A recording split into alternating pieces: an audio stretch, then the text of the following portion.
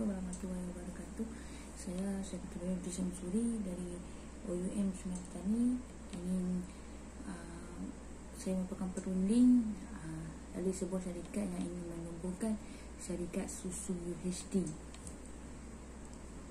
Okey, kita start daripada pengenalan. Susu ni merupakan satu produk yang tidak asing lagi dalam industri pembuatan tenusuk. Rakyat Malaysia ni memang tahulah nama susu ni, produk susu, tak perlu dibicarakan lagi. Susu merupakan satu flavor ataupun satu perisa yang memang digemari ramai. Pihak syarikat kami, ingin mengeluarkan pelbagai perisa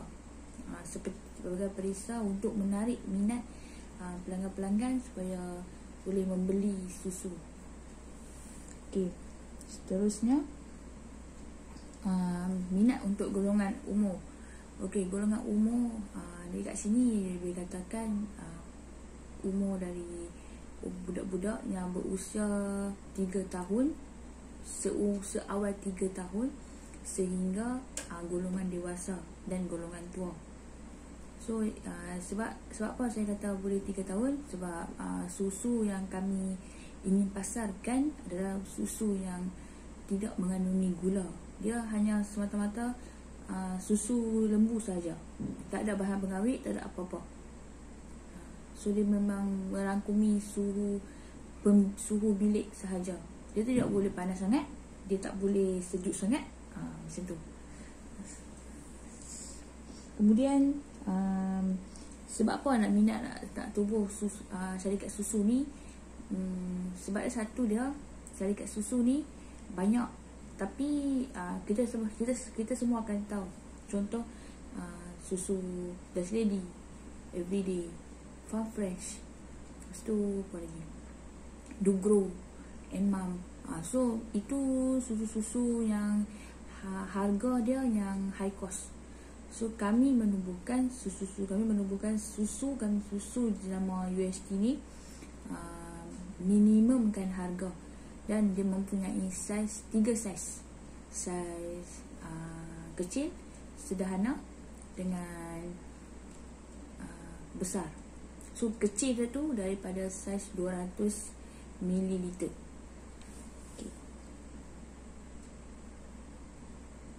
Okey, lepas tu kami telah mengkaji hasil proses dengan teliti. Kiranya dari penternak, dari ternakan lembu sehingga proses pengeluaran susu dan packaging. Okey, kalau cerita pasal lembu ni, lembu yang diperlukan dalam proses penternakan susu adalah lembu jenis tenusu. Dia jenis hanya Friesian Shahriwal ataupun yang dikenali sebagai Baka Mafriwal. Okey, lembu ni depa tak boleh, depa makan banyak untuk mengeluarkan 2 kilo susu bagi seekor lembu. Makanan yang mereka makan adalah rumput sehari sekali makan 40 kilo rumput segar. Kena tak boleh ambil rumput yang warna-warna kuning, tak boleh, kena ambil rumput warna hijau. Kemudian depa untuk kita kalau nak lembu tu keluarkan susu yang segar, kita perlu ambil satu dedak. Kaya dedak tu untuk penghasilan susu yang bermutu. Kayaknya dedak yang disyorkan oleh Majlis Veterina 1 kilo 1 ekor lembu. Syarikat ini ingin dalam perancangan mereka ingin menubuhkan 5 ekor lembu untuk proses awal. 5 ekor lembu, jadi kena ada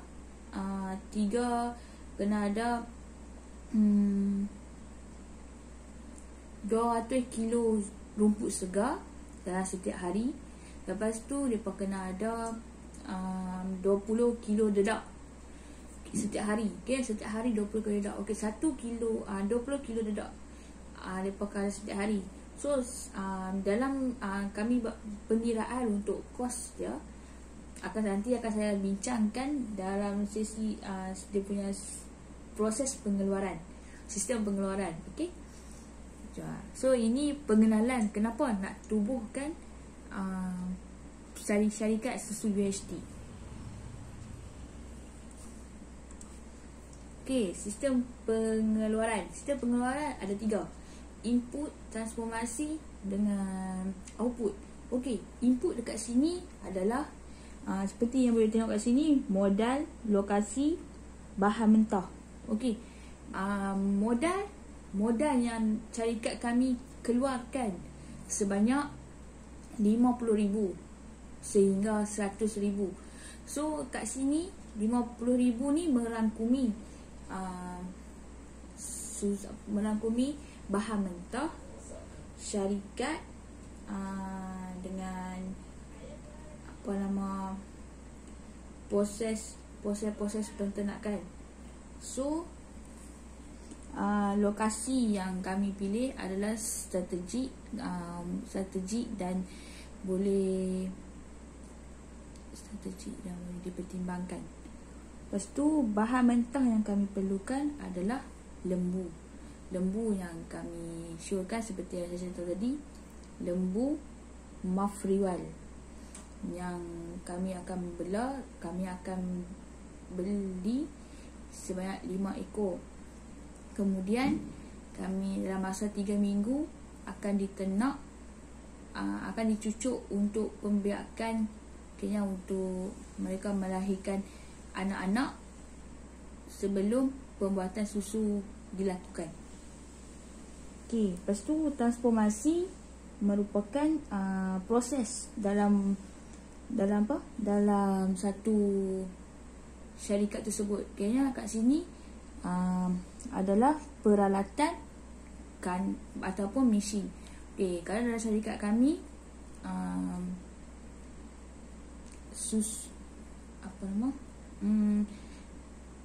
kandang lembu dan pembuatan ataupun packaging susu. Itu saja untuk kami perlukan. Kemudian tenaga pekerja yang tidak melebihi, yang kami anggarkan 5 hingga 50 orang sahaja bekerja untuk syarikat tersebut. Lepas tu produk susu UHT dalam pelbagai perisa. Kemudian pemasaran. Kayaknya pemasaran ni lepas settle untuk buat susu, dah settle semua dah. Kayaknya pemasaran kami akan berhubung dengan pegawai pemasaran untuk mengetahui standard dia punya standard dan piawai yang pegawai pemasaran kami tetapkan. Untuk sebab apa kena ada standard? Sebab kita dalam satu proses pengeluaran, kita perlu ada satu standard yang untuk orang tidak akan khawatir dengan kita punya produk. Lepas tu lepas kita ada semua tu dah complete sampai pemasaran, dah ada standard, baru kita boleh pasarkan di syarikat-syarikat pemasaran, iaitu supermarket, kedai runcit dan sebagainya, untuk dibeli oleh pelanggan.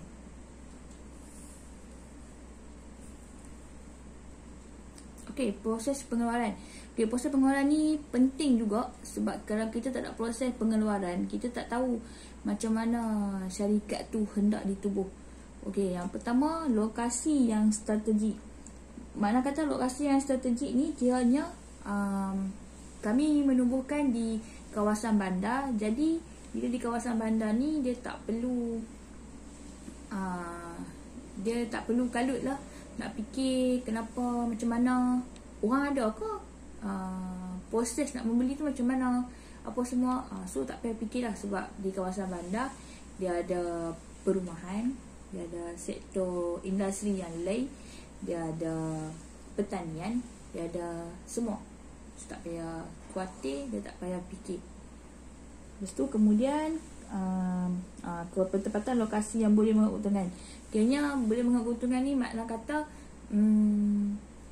kita mencari satu tempat yang boleh boleh mengaut keuntungan secara tidak langsung. Lepas tu membolehkan jimatkan kos bahan mentah. Jimatkan kos bahan mentah tu kiranya bahan mentah yang dikeluarkan tu sama ada kos bahan mentah tu depa tidak dikeluarkan secara langsung dengan tidak langsung. Bahan mentah tu kiranya lembu tu dia duduk di kawasan yang memang tak payah kita nak pergi beli lain lah. Kawasan tu sejuk, kawasan tu ada semua, so kita tak payah beli lain lah. Lepas tu tenaga kerja yang subsidi. Kiranya kalau kita duduk di kawasan kawasan bandar, so kita akan dapat orang yang nak bekerja dengan kita dengan senang, cepat dan mudah, tak payah nak fikir-fikir. Lepas tu menghadkan kos pengeluaran tanpa melakukan pembaziran, dan kemudian sas dan peralatan yang bersesuaian dengan proses kerja dalam syarikat tersebut. Kita detailkan benda apa yang kita patut guna, benda apa yang kita tak patut guna. So daripada situ kita boleh tahu apa yang boleh guna, apa yang tak boleh guna. Okey, seterusnya kami mensasarkan proses pengeluaran secara massa. Kini proses secara massa ni satu produk yang dihasilkan mengikut spesifikasi pelanggan. Okey, contoh kat sini saya nak bagi, saya ada 4 pelanggan. Okey, pelanggan yang pertama minat susu coklat. Pelanggan yang kedua minat susu coklat juga. Pelanggan ketiga minat susu strawberry. Pelanggan keempat minat susu original. So daripada situ coklat mendahului daripada perisa-perisa lain. So kami akan mengeluarkan susu coklat lagi banyak, lebih daripada susu perisa strawberry dengan original. Dari situ kita boleh mengetahui apa yang kehendak dan kemahuan pelanggan. Lepas tu mengikut selesa pengguna, macam saya cakap tadi lah. Lepas tu pengeluaran yang dikeluarkan secara berterusan. Kayaknya tak mau putus-putus. Kayaknya pengeluaran tu terusan je sampai habis. Kayaknya kalau putus susah nak dapat balik pengeluaran yang terbaik. Lepas tu mempunyai permintaan yang sangat tinggi. Bila kita buat satu produk yang bersesuaian dan mengikut selesa pengguna, kita akan mempunyai permintaan yang terlampau tinggi dan akan lebih boleh mengautkan keuntungan yang lebih banyak. So, bahan yang dikeluarkan banyak untuk dipasarkan. So, mempunyai standard dan piawai yang ditetapkan oleh pegawai pemasaran supaya ini tidak dikuatiri oleh pelanggan. Okey, alat pengukuran yang kami guna. Kami mencadangkan untuk mengguna 4 saja alat pengukuran, iaitu control chart, checklist,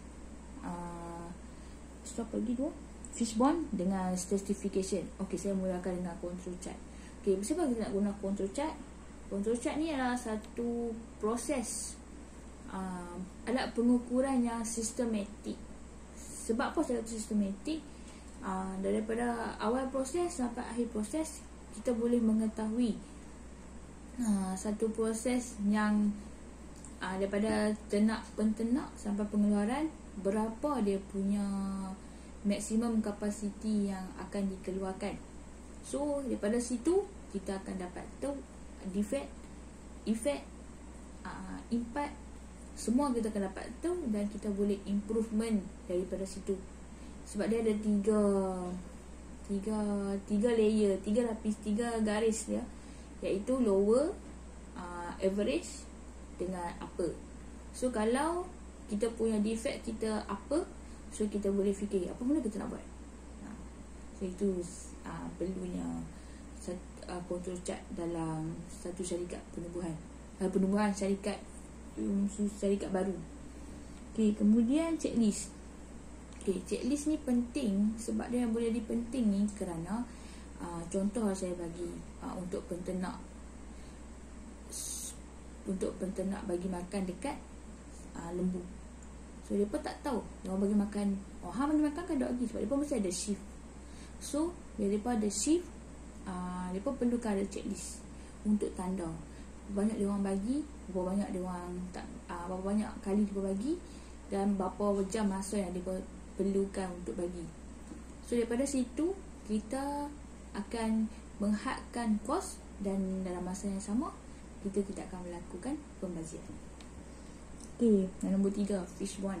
Okey, fishbone ni adalah satu proses penubuhan syarikat mesti kena ada untuk mengetahui apa yang improvement yang kita perlu buat.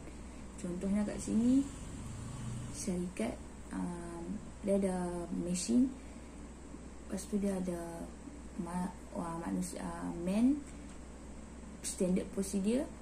So kita nak kena tahu apa yang perlu dilakukan sebelum kita buka satu-satu syarikat. So itu penting dalam kita punya proses flow kita. Okay, yang terakhir ialah certification. Certification ni adalah satu proses yang untuk menceritakan tentang proses flow apa yang kita buat. Okey, mula-mula menternak lembu, lepas tu memberi makan, lepas tu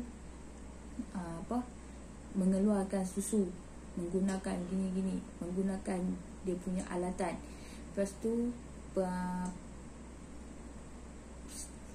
perahkan susu, dan kemudian untuk packaging.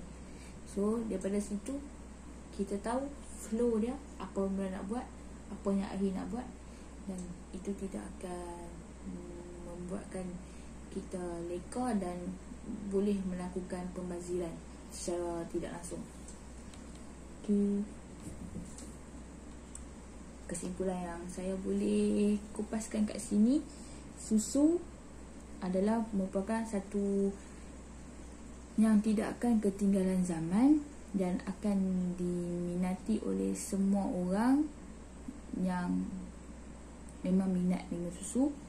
Dan kemudian kebolehan untuk menghasilkan pelbagai perisa dan variasi yang boleh menarikkan minat para pelanggan itu juga merupakan satu kelebihan dan merupakan satu cabaran yang kita boleh buat untuk improvekan produk kita. Dan yang terakhir, improvement produk yang dihasilkan. Contoh sekarang kami mengeluarkan 3 jenis susu. So kami akan mengeluarkan lagi berlainan perisa di masa akan datang. Sekian, terima kasih.